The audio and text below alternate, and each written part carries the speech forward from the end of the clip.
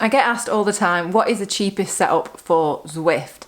So today I'm going to be talking about the Tax Flow, and that retails, I think it's £250, but you can get it on different retailers for about 200, maybe a little bit less. And it's a smart trainer, it works with Zwift, it's compatible, it's got power on it, and it's a wheel-on trainer, so you can get some that are just drivetrain, so you take your back wheel off, like the Wahoo Kicker and the Tax Flux, which I've tried both of, whereas this is the first kind of wheel-on trainer that I've tried. So, as you know, my Tax Flux, which is about £600, £500, broke, so I had to send it back, so I've been without one. So my lovely friend Kaylee lent me her trainer. So I'm just going to get started and see what I actually think of it, because I've not tried it yet. So the first thing is the setup of it, like how difficult, how easy is it? Pretty straightforward, you just kind of attach the pieces together, and there are two different wheel settings. So one is for a road bike and I think one's for a mountain bike. So you just need to adjust that to make sure the wheel fits, and then you just kind of lock it into place. You do get a skewer, because my skewer on my bike didn't work, so I've had to use a different one so that it actually fits in, because that's where it actually joins onto the machine. So it just goes on through the skewer at the back, locks into place. You get a front section for your front wheel to sit on, which kind of makes it more level. Otherwise, if you don't have that, you're kind of leaning forward a bit too much. And it is quite big, but it can be folded flat and put away. So if you are worried about space, then it is definitely one of the smaller ones. The Tax Flux is massive. The Wahoo Kicker is pretty small. So in comparison to those, this is probably, I would say in the middle. The Wahoo Kicker is probably the smallest space-wise. This is in the middle, and then the Flux is just so big, and it's really difficult to move because it's so heavy. So that's the basics of the Flow. I'm going to get started now and let you see what I think of it. You also need to make sure that little green button is flashing and it's plugged in, so we are ready to connect on Zwift. So you want to get onto Zwift. If you've not got an account, it's quite easy, straightforward to do.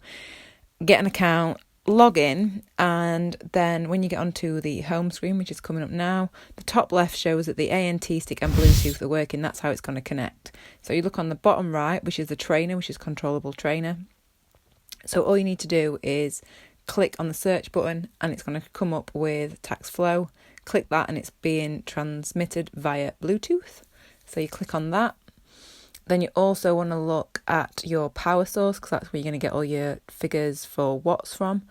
So you want to, I'm having to think now, I don't know why it took me so long to do that. So yeah, so let's click on search for the power source, and there it is, Tax Flow, again via Bluetooth. So let's click OK. I don't know why I'm taking so long there. I'm just having a little think, and I'm like, So yeah, that's that. Cadence, you also want to attach that so you know what your cadence is. Tax Flow again, click OK. And that is pretty much it. Click OK and you are ready to go.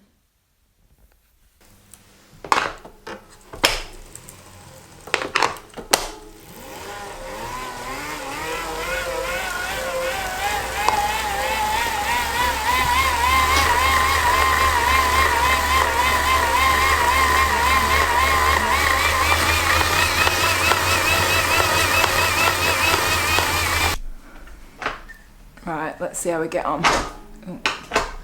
Get clipped in.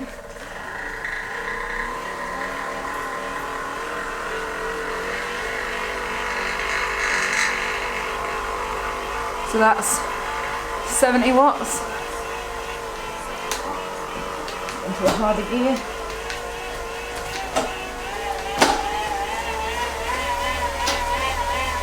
It's only 100 watts in the noise.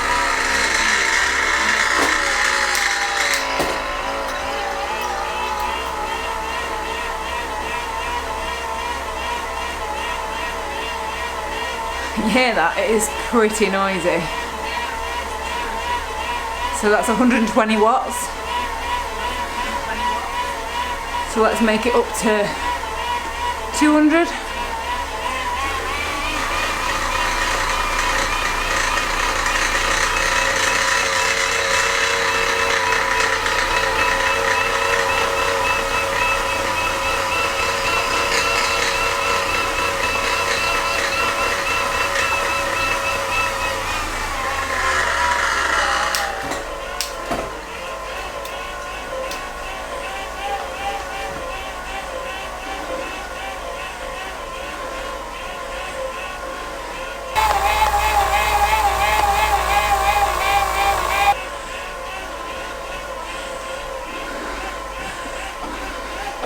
did I think about it? I'm going to be honest.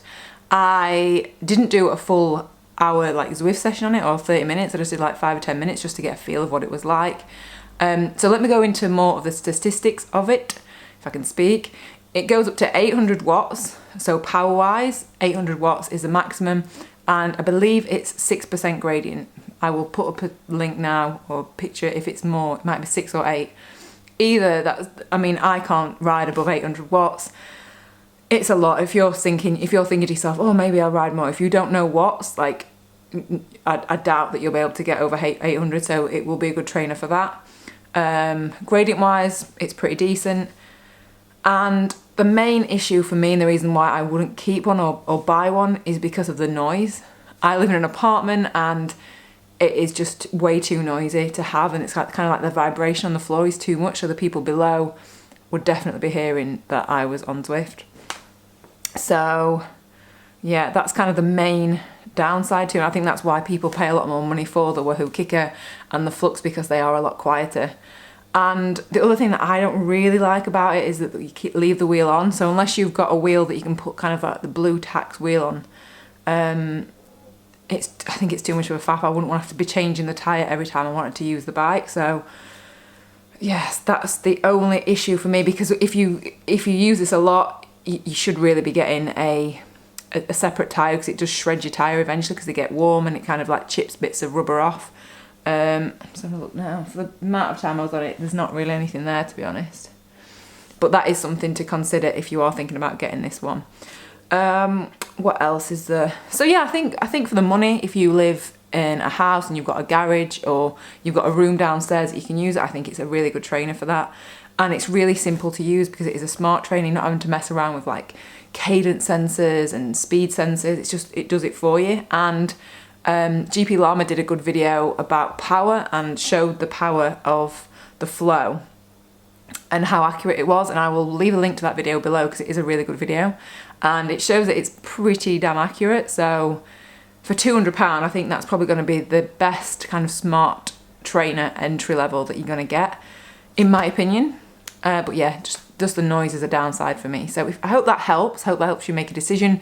If you're going to buy this one, let me know in the comments. If you've got any other questions about it or any smart trainers, anything cycling related really, then let me know in the comments.